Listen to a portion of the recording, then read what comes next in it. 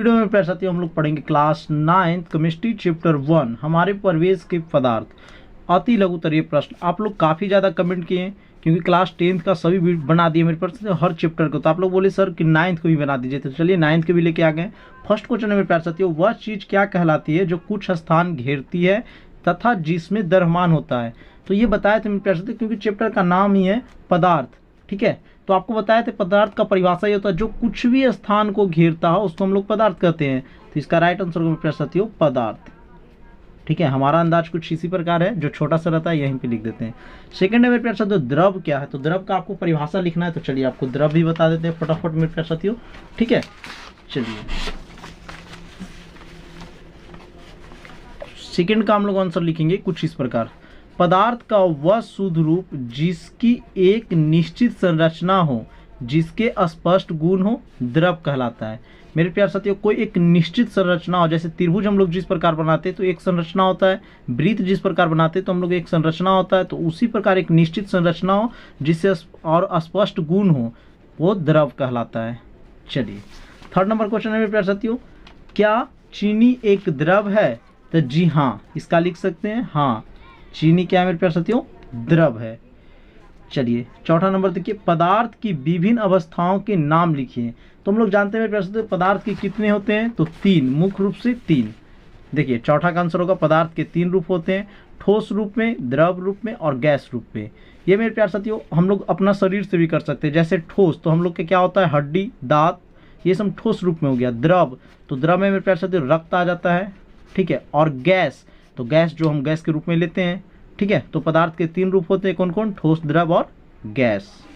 चलिए 5 नंबर में पढ़ सकते, पदार्थ द्वारा अधिकृत स्थान क्या कहलाता है, ठीक है। तो इसका राइट आंसर होगा पढ़ सकते हो आयतन, ठीक है। 5 का आंसर हो जाएगा आयतन, नोट कर लीजिएगा आप लोग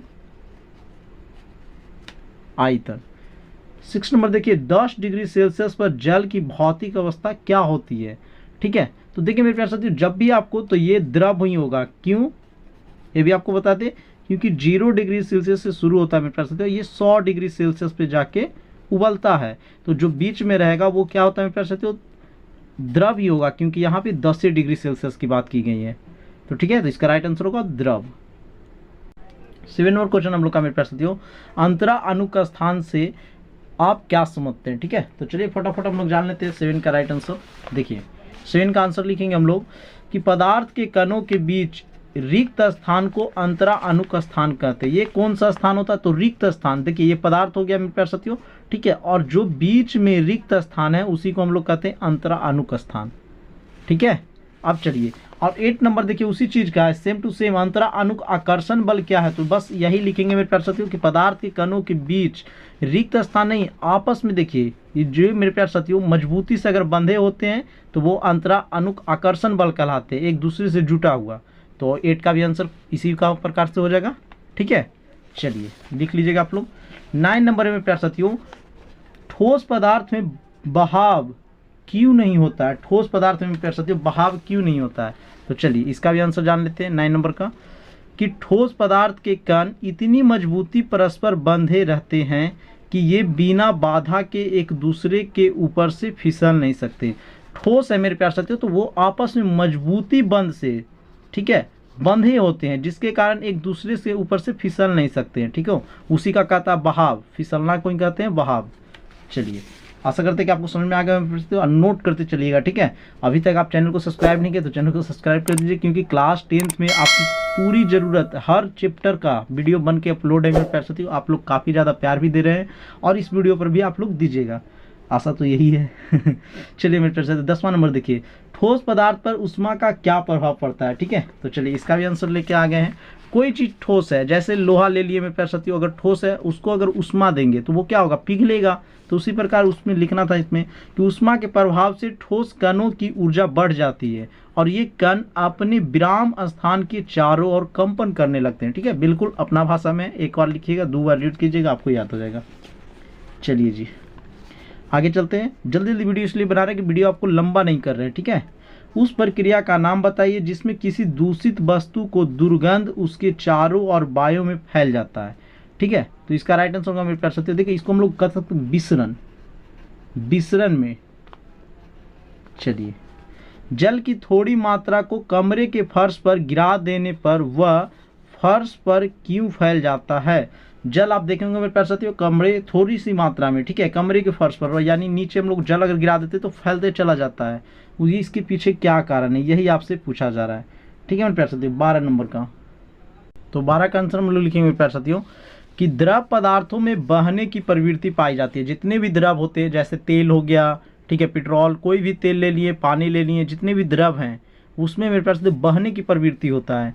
और अंतरा अणु का आकर्षण बल कमजोर होते हैं, और ये आपस में मजबूती बल से नहीं बंधे होते हैं, कमजोर बल से बंधे होते हैं, जिसके कारण बहाव की गुण आ जाती है और वो तेज से क्या होता है, बहाव होने लगता है। यही कारण मेरे प्यारे साथियों लिख लीजिएगा, सिंपल है आपको।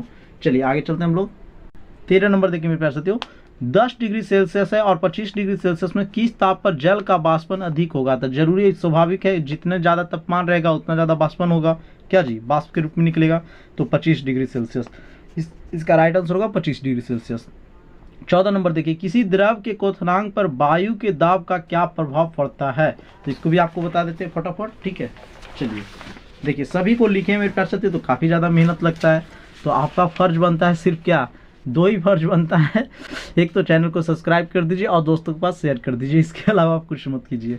चलिए, द्रव का क्वथनांक वायुमंडल के दाब पर निर्भर करता है, ये हकीकत बात है मेरे प्यारे साथियों। जिस प्रकार अगर आप वायुमंडल में दाब रहेगा वही द्रव का भी क्वथनांक होता है। पानी देखते हैं हम लोग, गर्म हो जाता है। चलिए, तो वायुमंडल का दाब अधिक रहने पर दाब, यहाँ पे दाब होगा मेरे प्यारे साथियों, का क्वथनांक भी, द्रव का क्वथनांक भी बढ़ जाता है। इसके विपरीत वायुमंडल के दाब कम रहने पर द्रव का क्वथनांक भी कम हो जाता है। ठीक है मेरे प्यारे साथियों, जैसे जैसे आप ऊपर जाइएगा, ठीक है, तो वैसे वैसे वायुमंडल का दाब क्या होता है, बढ़ते जाता है। चलिए, तो आप लिख लीजिएगा यहाँ से यहाँ तक। चलिए आगे चलते हैं मेरे प्यारे साथियों, 15 नंबर क्वेश्चन। सामान्य दाब पर एक पदार्थ क्वथनांक के कमरे ताप के कम है, बताएं कि पदार्थ की भौतिक अवस्था क्या होगी? तो ये भौतिक अवस्था मेरे प्यारे साथियों तरल रूप में होगा, तरल रूप में, ठीक है। और ये कौन सा होता है, तो बेंजीन होता है। बेंजीन का सूत्र क्या होता है, तो C6H6। ये काफ़ी बार पूछा भी गया है क्लास 10th में। बेंजीन का सूत्र की क्या होता है, 66H6। और ये मेरे प्यारे साथियों इसका मान कितना 80 डिग्री तक होता है, तो 6 डिग्री सेल्सियस से 80 डिग्री सेल्सियस तक। और ये तरल अवस्था में रहता है, यानी इसको कह सकते हैं द्रव अवस्था में। ठीक है मेरे प्यारे साथियों, इसका राइट आंसर होगा तरल या द्रव। 16 देखिए, किसी ठोस के द्रव्यनांक की परिभाषा लिखे। आपको परिभाषा को लिखना है, तो चलिए ये भी बता देते हैं आपको फटाफट। देखिए 16 का आंसर होगा मेरे प्यारे साथियों, जिस ताप पर कोई ठोस पदार्थ पिघल कर द्रव के रूप में बदल जाता है वह ताप ठोस का द्रव्यनांक कहलाता है। लोहा लिए, अब लोहा जितना डिग्री सेल्सियस पे पिघल जाएगा मेरे प्यारे साथियों, उसी को ताप का ठोस का द्रव्यनांक कहते हैं। अलग चीज कुछ भी धातु लीजिए और जिस ताप पे वो गलेगा यानी पिघल जाएगा, उसी को ताप का ठोस का द्रव्यनांक कहलाता है। सिंपल है। चलिए जी आगे चलते हैं हम लोग। 17 नंबर प्रश्न। 17 नंबर प्रश्न मेरे प्यारे साथियों, ठीक है, कि क्या होता है जब जल को 0 डिग्री सेल्सियस तक ठंडा किया जाता है? ठीक है, तो बताना मेरे प्यारे साथियों, तो ये बर्फ में जम जाता है, बर्फ में, ठीक है, बर्फ जम जाता है। 0 डिग्री सेल्सियस तक गर्म करेंगे, ठंडा करेंगे तो क्या हो जाएगा, बर्फ बन जाएगा। आगे चलिए, गैस को ठंडा करने पर क्या होता है? 18 नंबर में प्यारे साथियों, गैस को ठंडा करने पर क्या होता है, तो ये द्रव रूप में बन जाता है। ठीक है, द्रव बन जाता है, लिख सकते हैं कि द्रव बन जाता है। आगे देखिए, अमोनिया क्लोराइड के गर्म करने पर क्या होता है? अमोनिया क्लोराइड को गर्म करेंगे प्यारे साथियों तो क्या होगा, तो ये वाष्प में परिवर्तित हो जाता है। किस चीज में जी, वाष्प में परिवर्तित हो जाता है, वाष्प। चलिए आगे आइए, पदार्थ के चतुर्थ अवस्था को क्या कहते हैं? देखिए आपको बताया था कि पदार्थ मुख्यतः 3 रूप में होता है, कौन, ठोस, द्रव, गैस, लेकिन यहाँ चतुर्थ पूछ रहा है मेरे प्यारे साथियों, तो जब भी चतुर्थ ये अपवाद टाइप का है तो इसका होगा प्लाज्मा। ठीक है, प्लाज्मा। चलिए आगे चलते हैं प्यारे साथियों, 21 नंबर, क्या कारण है कि गैसों को संपीड़ित किया जा सकता है किंतु द्रव को नहीं? ठीक है, 21 नंबर का आंसर कुछ इस प्रकार लिखेंगे कि इसका कारण यही है कि गैस की अपेक्षा द्रव में अंतर अणु का स्थान बहुत कम होते हैं। ठीक है, 22 नंबर प्रश्न में प्यारे साथियों, कि उस गैस का नाम बताएं जिसकी आपूर्ति अस्पतालों के द्रव के रूप में की जाती है। तो कोरोना काल में आपको पता होगा मेरे प्यारे साथियों, इस गैस का क्या नाम है, ऑक्सीजन गैस। ठीक है, ये मेरे प्यारे साथियों ऑक्सीजन है, आप लोग लिख लीजिएगा, इसका संकेत होता है O2, जहाँ पे 2 है तो वो गैस, ऑक्सीजन गैस के कोरोना काल में हम पते हैं कितना मेरे प्यारे साथियों मतलब मिल नहीं रहा था कहीं कहीं पे। किसी पदार्थ का ताप 25 डिग्री सेल्सियस है तो केल्विन स्केल में इसका ताप क्या होगा, यानी सीधा सीधा बोला जा रहा है कि 25 डिग्री सेल्सियस को केल्विन में बदले। तो चलिए आपको ये भी सिखा देते हैं फटाफट।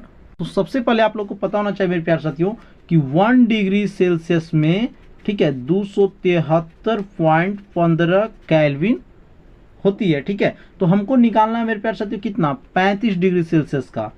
35 डिग्री सेल्सियस का पूछा जा रहा है, तो कुछ नहीं कीजिएगा, जितना डिग्री सेल्सियस बोलेगा उतना आप मेरे प्यारे साथियों इसमें ऐड कर दीजिएगा, यानी हम लोग जोड़ देंगे कितना जी, तो 35 डिग्री सेल्सियस। अब दोनों को जोड़ देंगे तो ऐड करेंगे तो आ जाएगा 308.15 के केल्विन में। इतना केल्विन में प्यारे साथियों परिवर्तन हो गया। यहाँ देखिए सेल्सियस में था और ये केल्विन में हम लोग का आ गया है, तो नोट कर लीजिएगा आप लोग। चलिए आगे चलते हैं मेरे प्यारे साथियों। अभी तक अगर आप चैनल को सब्सक्राइब नहीं किए तो चैनल को सब्सक्राइब कर लीजिए, ठीक है, और दोस्तों के पास भी शेयर कर दीजिए। इसके बाद है मेरे प्यारे साथियों 24 नंबर, सामान्य दाब पर जल के नमूने क्वथनांक 102 डिग्री है तो क्या ये जल शुद्ध है, तो इसका हो जाएगा राइट आंसर मेरे प्यारे साथियों नहीं, ठीक है, क्योंकि जल को अधिकतम हम मेरे प्यारे साथियों 100 डिग्री सेल्सियस पे करेंगे तो उसका वाष्प बनने लगता है। ठीक है, चलिए, उबलते हुए जल के तुलना में उसका भाप अधिक जलन पैदा करता है, क्यों। ठीक है, तो देखिए भाप का ताप मेरे प्यारे साथियों उबलते हुए जल से अधिक तापमान होता है। जैसे आप देखते हैं चावल कभी बन रहा होगा घर पे, एक अचानक निकालते हैं तो उससे जो मेरे प्यारे साथियों भाप निकलता है उससे हाथ जल जाता है। ठीक है, तो इसको आपको लिखना है मेरे प्यारे साथियों, भाप का ताप उबलते हुए जल से अधिक होता है। ठीक है, देखिए इसको अगर बोलिएगा तो लिख देंगे मेरे प्यारे साथियों। देखिए यहाँ पे आप लोग लिख सकते हैं कि भाप का, ठीक है, ताप, तो यहाँ पे तो है नहीं, यहीं पे लिख देते हैं भाप का ताप उबलते से अधिक होता है, अधिक होता है।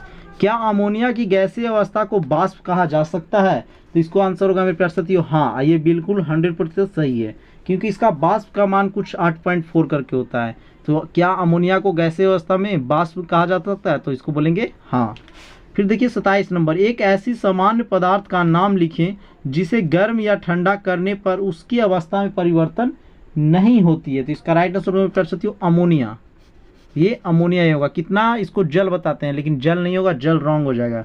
चलिए आगे देखिए मेरे प्यारे साथियों, एल्कोहल और ईथर में किसका वाष्पन तीव्रता होगी, एल्कोहल और ईथर में किसका वाष्पन तीव्रता होगी, तो ये होगा मेरे प्यारे साथियों ईथर का। तो 28 का राइट आंसर होगा ऑप्शन नंबर डी। अभी तक आप चैनल को सब्सक्राइब करेंगे तो चैनल को सब्सक्राइब कर लीजिए, क्योंकि बहुत जल्द मेरे प्यारे साथियों लघु उत्तरीय प्रश्न को वीडियो आने वाला है। तो मिलते हैं नेक्स्ट वीडियो में। जय हिंद, जय